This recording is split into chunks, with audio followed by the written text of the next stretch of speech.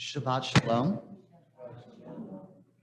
Earlier this week, I had the opportunity to go with Jill and with Adina and go up to Gainesville.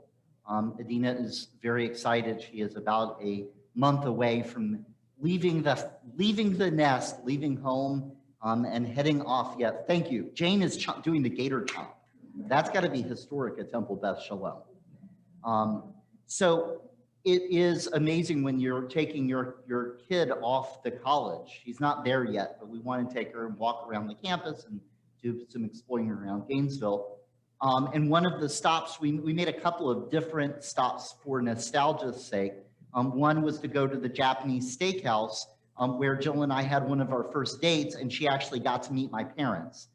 It is, and this really fits, it is now a Korean restaurant. We were really bummed when we saw on the internet that in fact it had closed, and then we go and we drove by and it's turned, of course, which is great because Jill and I have this long history of eating Korean food, and two of her sisters are from Korea, and they make Korean food for holidays and family gatherings. And our place where she met my parents, where my parents have crossed paths with us numerous times, is now a Korean restaurant. The bulgogi was really good. The kimchi could have been better, just saying. So we stopped there. We drove around and we went to Jill's apartment. We found it. Everything that used to be around it is gone, but now they have an REI and a Trader Joe's. So we think that's an improvement. Judy's like, I think it might be an improvement. If you've been to Trader Joe's, it's a pretty amazing place.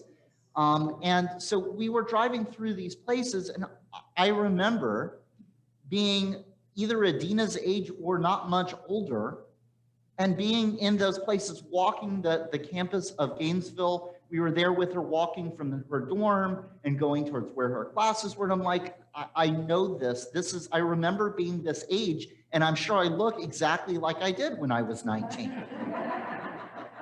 And then I stroked my beard and I caught my reflection in a mirror in a pane of glass. And I'm like, when did I turn into my father? And it's bittersweet. As I groan because my back is bothering me and I'm tired, and I'm like, when did I turn into my dad? I share that because there I am in that moment, still remembering being a kid, 19, 20, 21, being there in that place, and now here I am, a dad in my 40s, taking my child to this place and wondering what the co-eds on the campus, they saw me, and here I am, and there's probably some good choice Yiddish words to use. I'm not a 19-year-old co-ed walking around anymore. I'm the old guy with the beard and a little overweight, and I'm groaning every step I take because, you know, the back is out. I share that with you in part because in this week's Torah portion, I had that kind of same experience. Our Torah portion this week is Dvarim. It's the very beginning of Deuteronomy. And Dvarim means words. It also means stuff. This is a big moment for Moses because the people of Israel have been wandering for 40 years. The generation that came out of Egypt, they're gone. They have died in the wilderness. Who is this now? This is their kids. And he's camped with their kids and he's telling them stuff.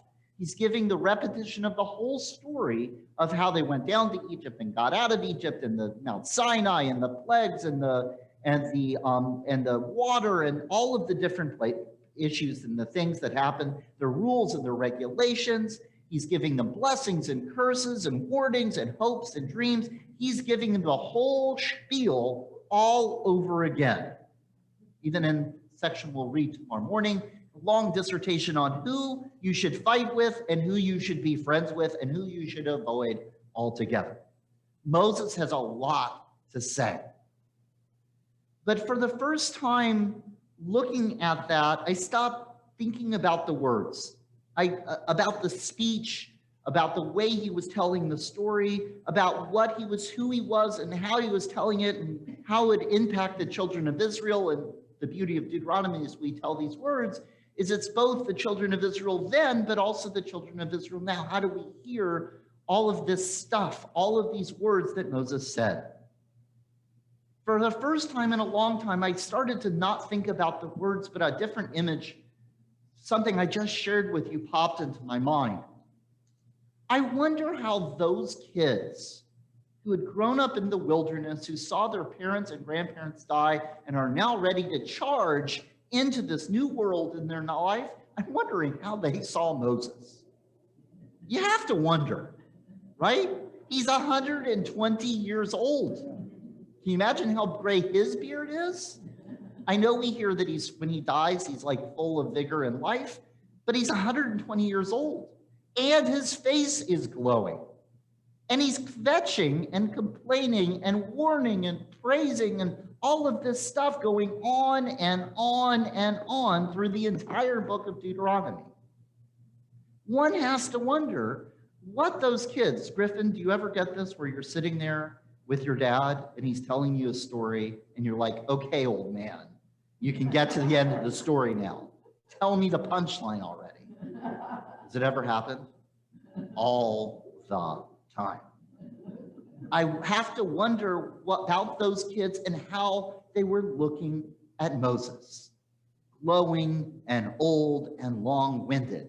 I often joke that I get paid by the word here at Temple Beth Shalom. I'm starting to think that maybe Moses was.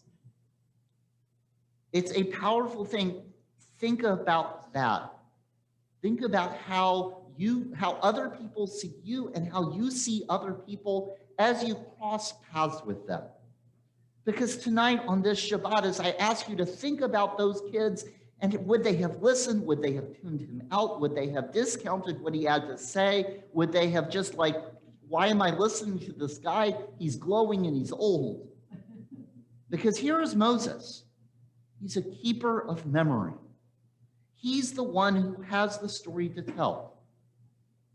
And think about now as you move through the world, as you are sometimes that keeper and the one who has to share, and sometimes you are the one who crosses paths with somebody who has the memory to share or the story to share.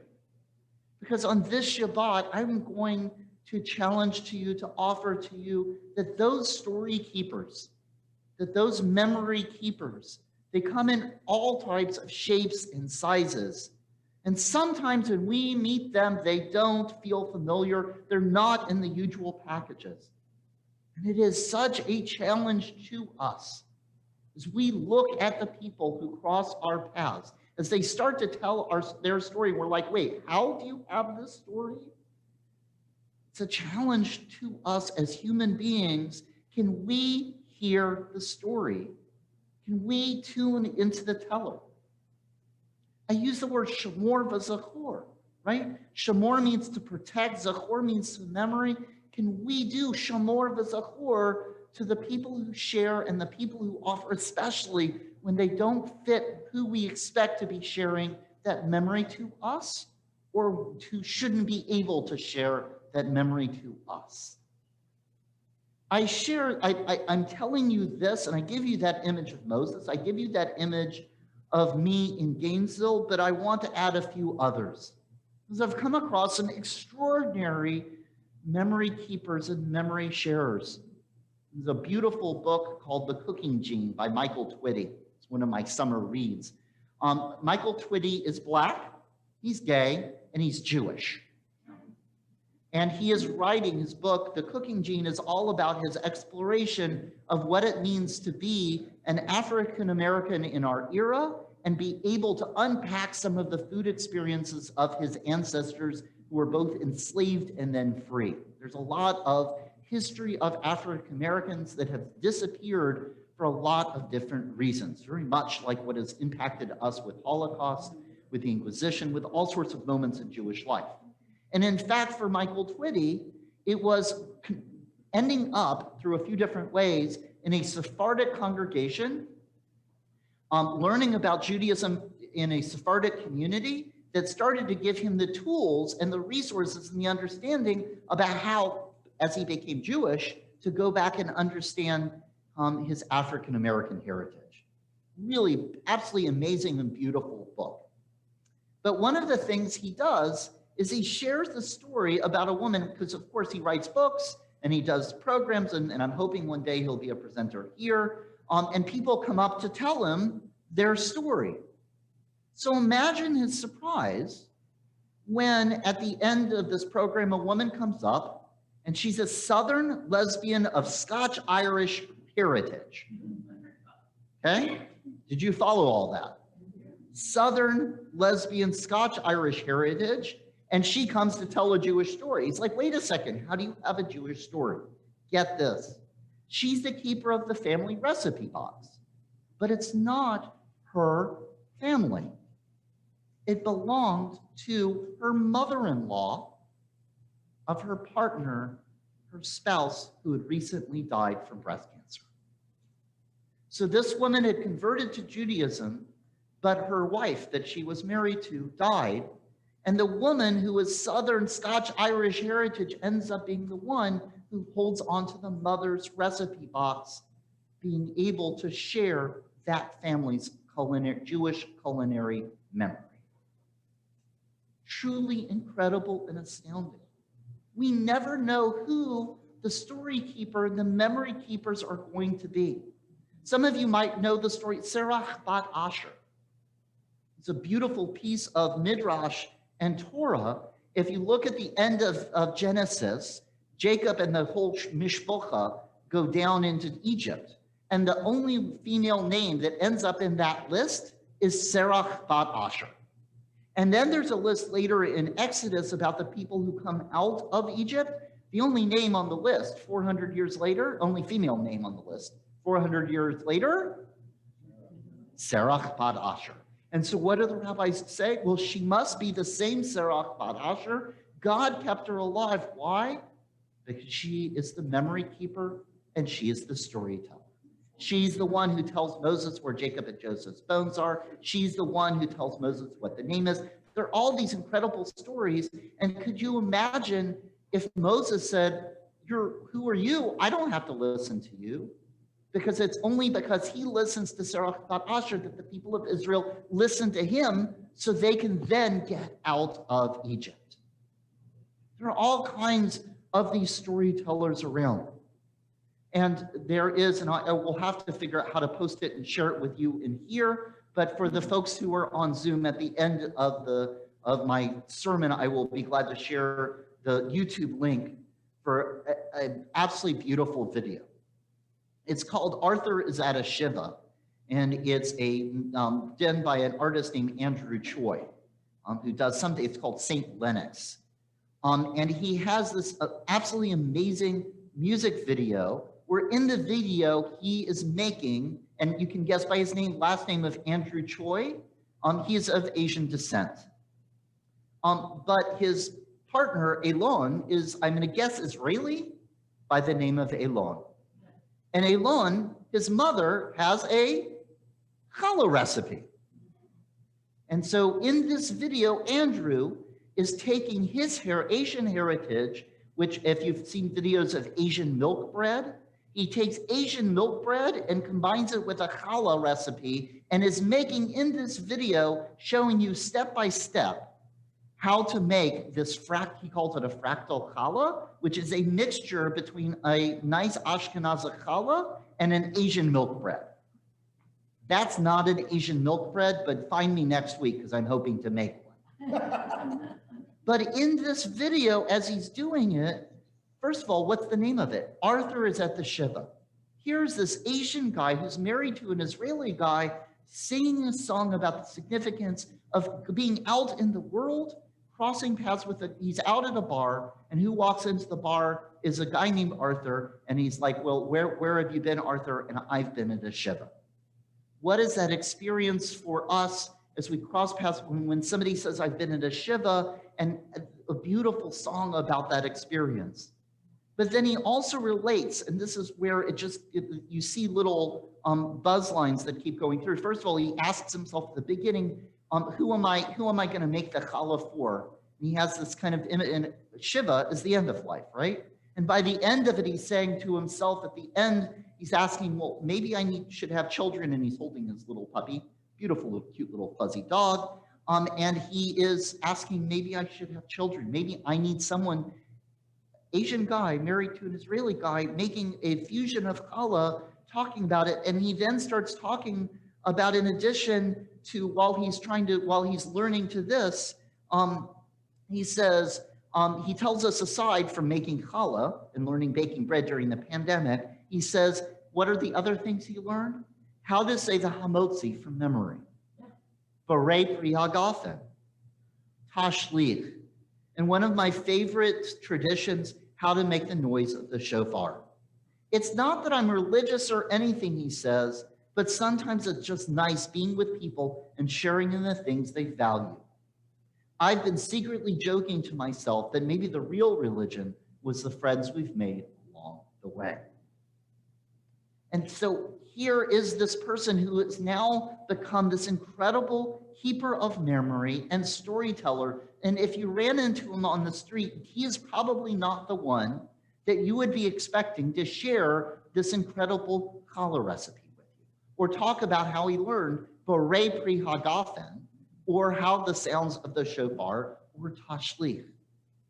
And yet, those storytellers, those memory keepers are out there. One last. One that happened to me standing on this bima probably 15 years ago or more. How many of you here were part of the Jewish Catholic dialogue that we did with Holy Cross? There's a few hands that went up. There was one of the couples that was in that dialogue, and they said to me, yeah, and they had been telling me all along, one of their children had married a Jewish woman. He had converted their children, this nice Catholic couple, their grandchildren were Jewish. And they said, we went to our granddaughter's bat mitzvah, and how awesome it was that we could hand them Torah. And here I am thinking, we've been having that debate for years here. Usually we didn't have the non-Jewish grandparents handing Torah, so I was kind of curious of how they did it. And they said, no, it wasn't that the Jewish grandparents and then we handed Torah. In the last year, both Jewish grandparents had died. And we, even though we're Catholic and proudly Catholic, we understood what it meant. I'm going to tear up because it's so powerful remembering it. We remember what it meant, and we understood what it meant to be grandparents passing Torah to our Jewish grandchild. The Jewish grandparents couldn't be there, and so even though we were Catholic, we wanted to make sure Torah got into the hands of our grandchild. We don't know, as we move through the world, who the memory keepers are going to be or who the storytellers are going to be. But here on this Shabbat, before the 9th of Av, tomorrow night, starting at 7 o'clock, starting at sundown, and we'll be here at 7 o'clock, is the 9th of Av, the day of ultimate Jewish tragedy. There are so many, in 9th of Av, there are so many broken lives, and so many broken communities, and so many shattered memories. We're also in this incredible place where we're starting to build up to High Holy Days. And here we are called on to examine who we are, where we've been, and where we want to go. Such incredible, amazing questions. So here on this Shabbat, I challenge you, who keeps and shares the memory? Is it you? Is it your children? Is it your parents? Or is it other people that you cross paths with? And are we doing our part? I think even more importantly, are we doing our part listening to the people who cross our paths, who end up being story keepers and memory keepers and story sharers? Are we doing our part to find and listen to and connect with the people that we don't expect to play those roles? Are we taking that extra bit of time, that extra moment of energy, and asking ourselves and the people that we cross paths with, how they found their way into this mishpacha, into this family, and thinking about and appreciating and feeling the awesomeness of how so many different people from so many different walks of life, from so many angles, can just add a layer to that pearl or thread to our rope. Or zarua latzadik ul yishra lev simcha. Let life. That was so not the quote I was going for. What I was really going for was this. Adonai oz le'amo yitain, Adonai yivarech et amo b'shalom. You hear me say it often. God give us courage and patience and strength as we talk to people and as we listen to people to see what gifts, what people are offering to us. So we listen and take it to heart. So we see those memory keepers and those story sharers for who they are and what they can give to us. Because it's only when we weave all of that together, like Moses and the people of Israel sitting on the banks of the Jordan River, that we can find our way to a place of shalom, of wholeness, harmony, and peace. Amen. Amen. Shabbat shalom.